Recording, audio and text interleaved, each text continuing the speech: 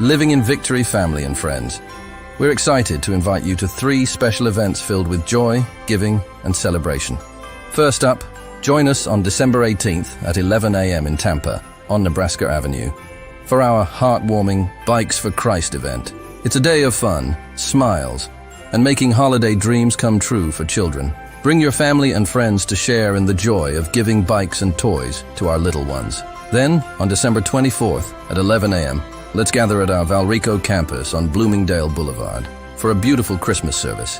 It's a time to celebrate the birth of Jesus and share in the true spirit of the season. And finally, ring in the new year with us. On December 31st, starting at 10 p.m., we'll welcome 2024 together as a church family. It's a night of fellowship, reflection, and looking forward to God's blessings in the new year. We can't wait to see you at each of these special events. Let's come together to create unforgettable moments and spread the love and joy of Christ. See you there.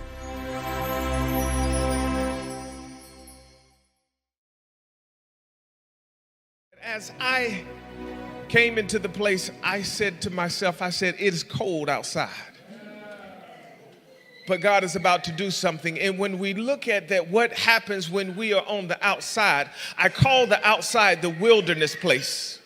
And as we look at what the wilderness does, the wilderness is a dry and desolate place.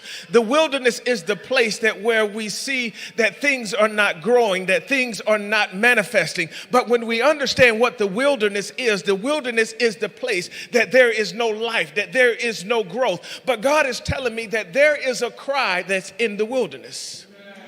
That people are in a place where they're saying that, where is this God that I serve? Where is this God that I pray to? Because there is a cry in the wilderness. And people, they are crying for help. They are believing God that, Lord, I don't want to always be in this place. Lord, I don't want to have to always deal with what I am dealing with, because there is a cry in the wilderness.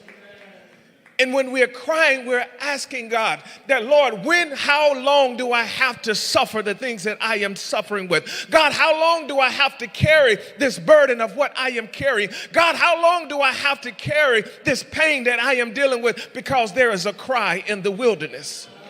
And when I understand what this cry is saying that, God, we need you to show up. God, we need you to come into our life. God, we need you to come in to touch our families. God, we need you to come in here to set some captives free, because there is a cry in the wilderness. But when they come into God's house, there's a silence in the church.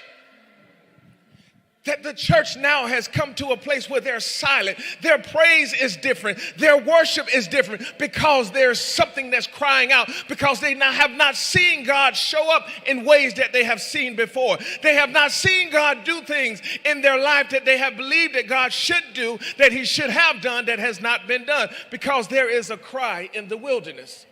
When we understand what this cry in this place that is desolate, this cry in this place that there is no rain, that there's no water, when we see that in the Bible, in the 1 Kings, the 18th chapter, you'll see that where Elijah was waiting for some rain to come, but there was no rain. When we find out, because there was no rain, there was nothing that could grow. The rivers was dry. There was no place that there was any reproduction, because there was no rain.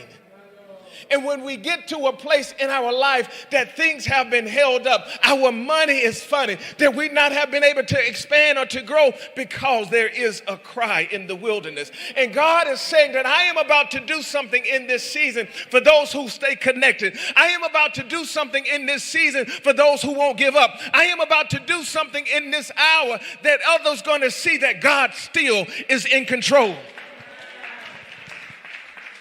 We find ourselves that we are crying out. And it takes me back to a place in the book of Matthew, the 3rd chapter. You'll find out that there was another cry in the wilderness by the name of a man called John the Baptist. John the Baptist was different. He was different because he did something that nobody else would do. He caused himself to go against the grain. When you look over your life, you find yourself in places and in situations that you are different. You're different because you can't mix with everybody else. You're different because you can't do the same things that everybody else would do, because you are different. John the Baptist was a voice in the wilderness that he was crying out, preparing the way for the Savior to come. And when you look at your life, that you are supposed to have that same spirit on you. You are supposed to use your vocal cords. You're supposed to use your talents to prepare the way. We are all servants and we are all disciples, that when God called us out of darkness into his marvelous light, he called us into a place that we're supposed to be lights in this generation. We're supposed to be the ones that's supposed to set the tone and not the tone set the pace. We're so busy trying to follow a trend that we're missing the moment that we are the trendsetters.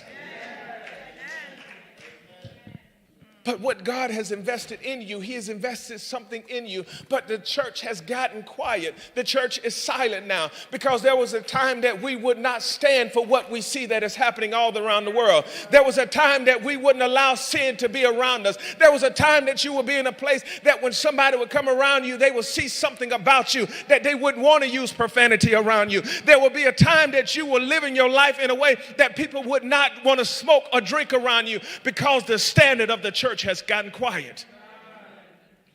We're so busy trying to adapt to get people to like us, to be in the position where that we are trying to associate with the things that we're supposed to be different about.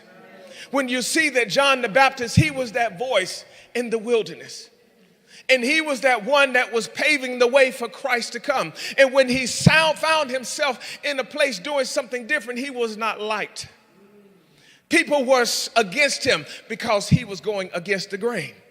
And when you find yourself in places and in situations that you're in the season of your life that people don't want to be around you, people say that you are too spiritual, people say that there's something wrong about you, that you're in the right place.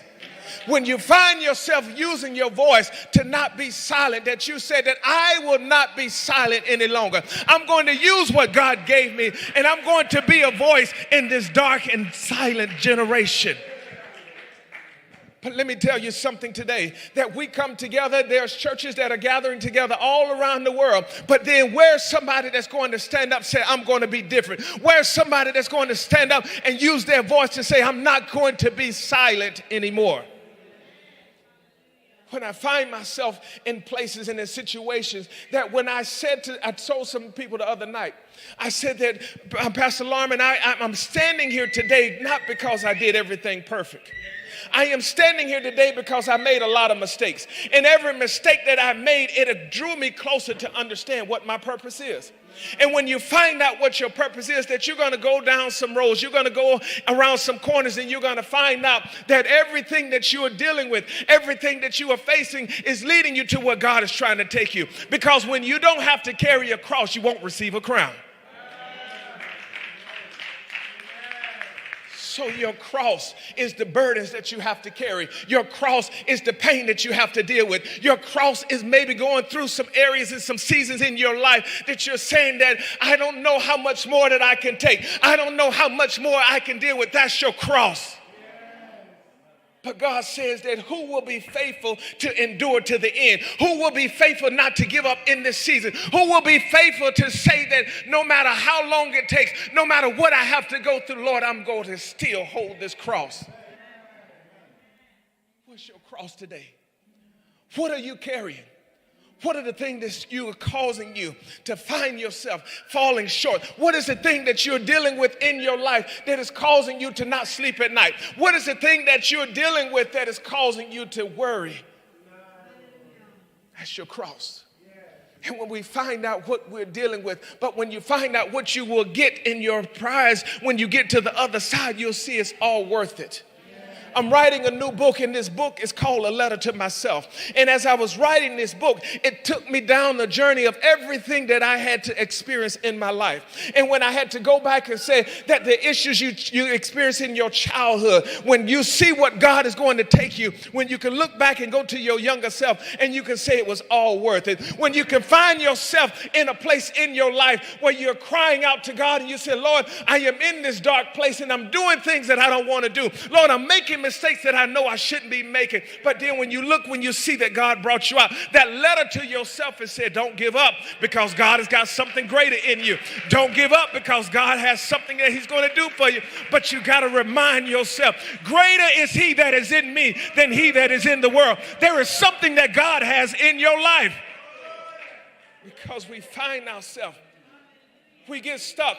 We get stuck in a situation, in a cycle where we're saying that these are the things that I'm dealing with. These are the things that I'm going through. But God said that, can you look and say that there's something better coming?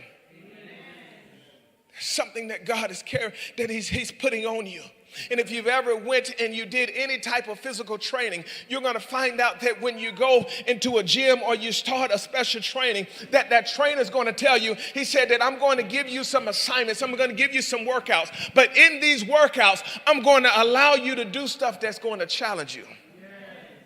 They're going to put some weight on a bar and they're going to say lift it, and you're going to struggle. You say, I can't lift it. But then they're going to get you to come back to your next section and they're going to put that same weight on there and say you can lift it. You're going to tell them I can't lift it. The next section, they're going to bring you back. They're going to add more weight to you. You say, wait a minute. You remember what happened the last 2 times I couldn't lift it. But after a while, you're going to find yourself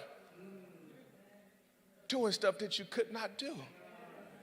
And that's the same way that God looks at us. He put weight on us.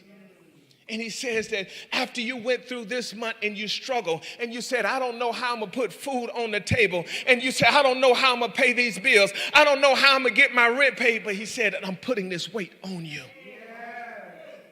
Next month comes around. You finally got through this month. You finally got all the bills paid. And now you're at the next month and you got to do it all over again. God said, I'm trying you. I am trying you to see how much you can take, because there is a time coming that when you go look back and you go say, Lord, look how far you done brought me. Lord, look at how far you're taking me, because I didn't know how I was going to get through this. Lord, I didn't know how I was going to make it out of that, but I'm still here. Tell your neighbor, say, I'm still here.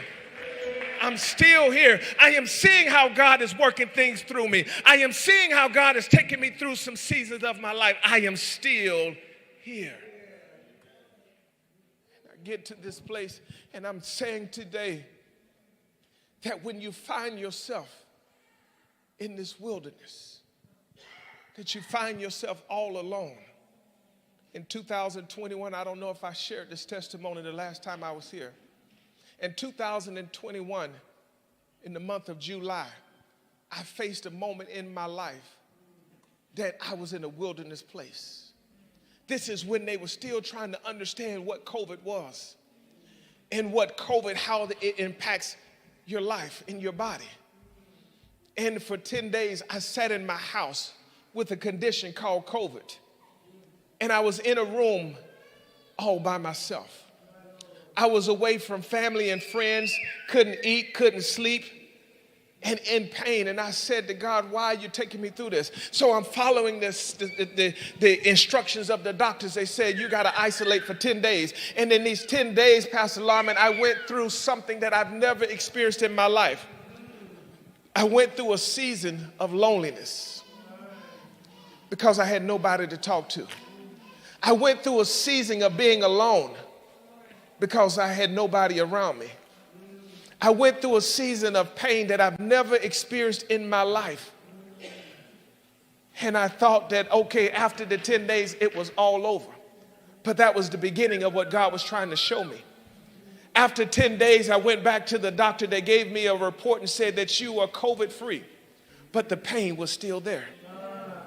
And I said, Lord, what is wrong? So after the next day, I go back and I said, I'm still not feeling right. And I go back to the doctor on the 3rd day and I said that I need to check because something is not right. And I go back and they give me another test and it came back negative. And they say you're COVID-free.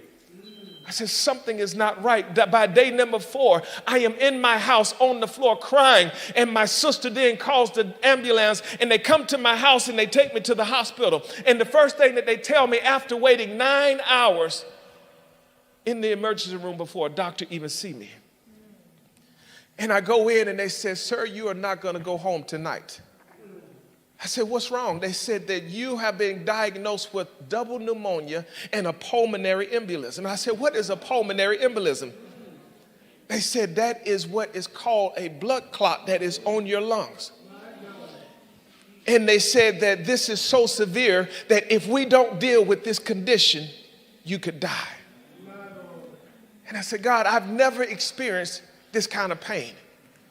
After you take me through the stage of being set aside, of being in this wilderness place, after you have taken me through a season of being alone, after you have taken me through this moment that where everything that I thought was normal was no longer normal. I was the one that was very, I was that one that took it into consideration that I wore my mask. I would not shake your hands. I would not go in a room with a crowd of people. I was that careful. And I'm saying to myself, how did I end up with COVID?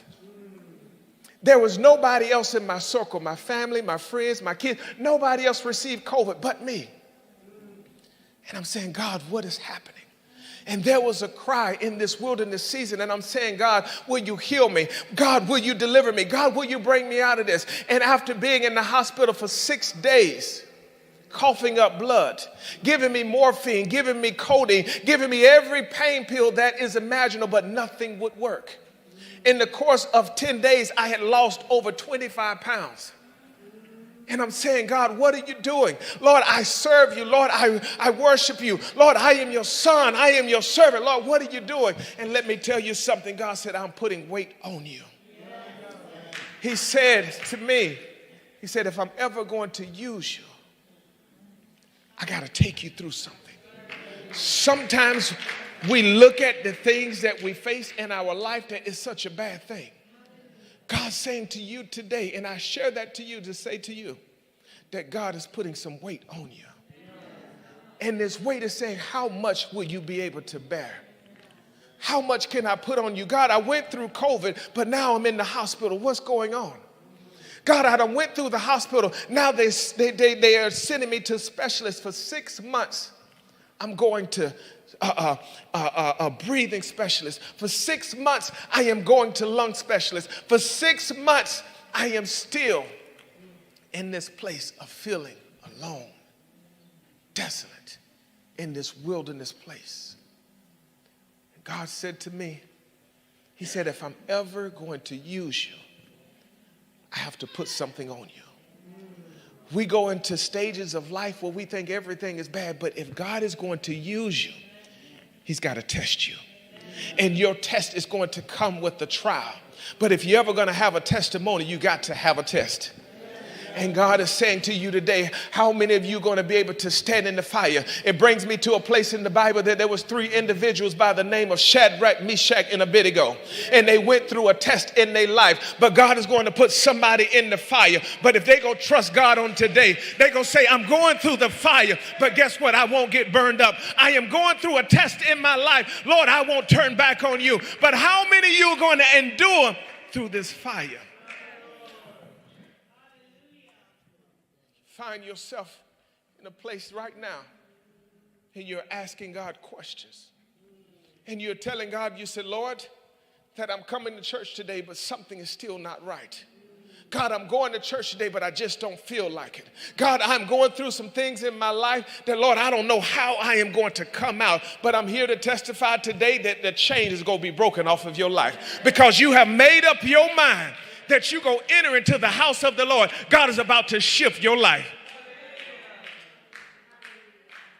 And let me tell you something, that when you get to this place, that God is saying that as you find yourself in some stages, in some areas in your life, God said, I'm going to make up some lost time.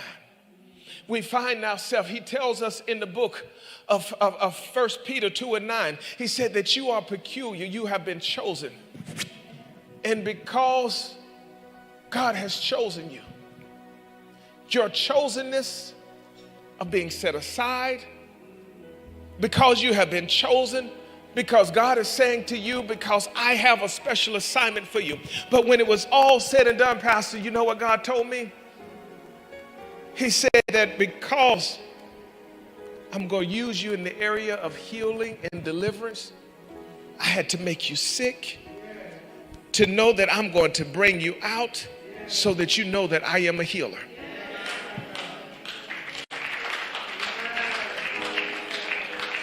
So let me add to that. Some of you are going through financially right now. You said, I'm in a struggle, but God, I still trust you. God said, I got to allow you to go through financially because I'm going to make you wealthy. Somebody better grab hold to that word. Some of you are dealing with areas in your relationship. God said that I'm allowing you to go through this broken relationship. I am allowing you to go through this season of being alone, so then when I put this person in your life, you're going to cherish them, because you know what it feels like by being alone. You know what it feels like by being rejected. Some of you got family issues that you felt that you were rejected in your family. You didn't grow up with the right mama. You didn't grow up with the right daddy. God said that I took you through that. So when I give you a family, you know what it feels like to be loved. You know what it feels like to not love, but then when God, I give it to you, you're going to know how to treat it. So everything in you experiencing in your life, I want you to know this on today, that God is bringing us into this season. In this season that he is showing us, this season that he is taking us into, is showing us that I've allowed everything that you have faced in your life to make you stronger. The weight that I put upon you, the pain that I allowed you to go through, is to make you. And so when we get to a place in ministry, we get through a place in our Christian walk, and we're asking God, that Lord, can you bring me out of this? Lord, will you get me through this? But just what he told Joshua, he said, be strong and of good courage, because I have chosen you. Somebody need to touch your neighbor right now and you tell them, said, I've been chosen. Come on, when you find out that God has chosen you, come on, touch your other neighbor, said, I've been chosen. Everything that God is taking you through, it is causing you to be chosen. The pain that you face, the things that you had to deal with, the backstabbing, the people that have walked away from you, the doors that have closed in your face, is because you have been chosen. God is making something in your life. God is building something for you because you have been chosen.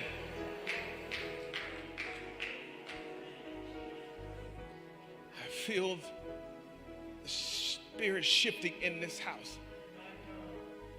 And as you see that what God is doing, all I wanted to do was to remind somebody that what God is calling you for, what God is bringing you out to, today is going to be the first day of the rest of your life. After today, you're going to see that what God is taking you to, he's taking you to another place. He's taking you to another level. But you got to remind yourself, even though that there's a wilderness, but I see there's an abundance of rain that is coming into my life. There's an abundance of rain that is coming over my home. There's an abundance of rain that is coming to my family. There's an abundance of rain that is coming on my job. There's an abundance. I'm telling you that there's an increase coming into this house. There's an abundance of rain that is coming into my marriage. I'm telling you, marriages are getting restored. There's abundance of rain that children are about to come home. There's an abundance of rain that God is finna send some healing over your body. There's an abundance of rain that God is about to send somebody to be set free. There's an abundance of, y'all better get ready, because there's an abundance of rain that's coming. When God starts pouring out the rain over your life, when God starts pouring out this rain that is about to hit your house, I'm telling you, some things are about to turn around. There's an abundance of rain that is coming for you, but God is looking for somebody today that's going to open their mouth, that's going to lift up their hands and say, Lord, I'm ready for my rain. I'm ready for my rain. I've been in this dry season too long. Lord, I'm ready for my rain. I've been in this wilderness moment too long. Lord, I'm ready for my rain. There is an abundance of rain that is coming. It's an abundance of rain. It's an abundance of rain. When I see it, just like Elijah said, he says, if you look up, there's a cloud about the size of a man's hand. He said, you better move quickly. You better move quickly. You better move quickly or you go miss your moment. You better move quickly because God is about to do something. I told you I'm speaking a word over this house. This time next year, not only this church, but somebody's going to be living a life of being debt free. This time next year, some children are going to be back home. This time next year, some marriages are going to be restored. This time next year, somebody's going to be debt free. This time next year, somebody's going to be living in a new home. This time, y'all better catch it. There's an abundance of rain. But if you don't grab hold to it, you're going to miss your moment. Can you see it? I'm telling you that God is saying that it's closer than you think. It's coming. It's coming. It's coming. Somebody better grab hold. It's coming. It's coming. But when you start believing God for it, you better speak that word. Lord, it's coming to me. When I start believing God, what's happening, you got to say it. It's coming to me. When I start believing what God is going to do, it's coming to me. I need somebody to testify right now. Say it's coming to me. Oh, y'all better grab hold to this thing. I see it in your spiritual. It is about to come to your natural. You better decree it. It's coming to me. When you start saying it, you're manifesting it. Say it, it's coming to me. Come on, it's coming to me. When I see it, I'm calling it. I'm calling those things to be like, no, that it was. It's coming to me. I'm calling my healing to come forth right now. It's coming to me. I need somebody to open your mouth this morning. It's coming to me. God is doing something in this place. It's coming to me. God is shaking something in my life. It's coming to me. God is doing something in my home. It's coming to me. God is doing something in my marriage. It's coming to me. Y'all better believe it. My children won't have to deal with the things that I deal with because, come on, the curse has been broken. It's coming to me. My children won't have to face some of the same issues that I face because it's coming to me. I don't have to deal with the loss and the heartache because it's coming to me. Yes. Yes. Yes. Yes. Yes. It's coming. It's coming. Can you see it? It's coming. Can you see it? It's coming. Can you receive it? It's coming. Can you feel it? It's coming. But when I start creating what I want to happen, I got to see it before it even happens. When I start believing God for what's happening, I got to believe it before it even comes. It's coming. What are you believing God for today? Why come before his presence and you miss your moment? Why come into this season and you come into this hour and you miss your moment? There were some people who were standing by and Jesus was coming down the road and they cried out and they said, Lord, have mercy on me.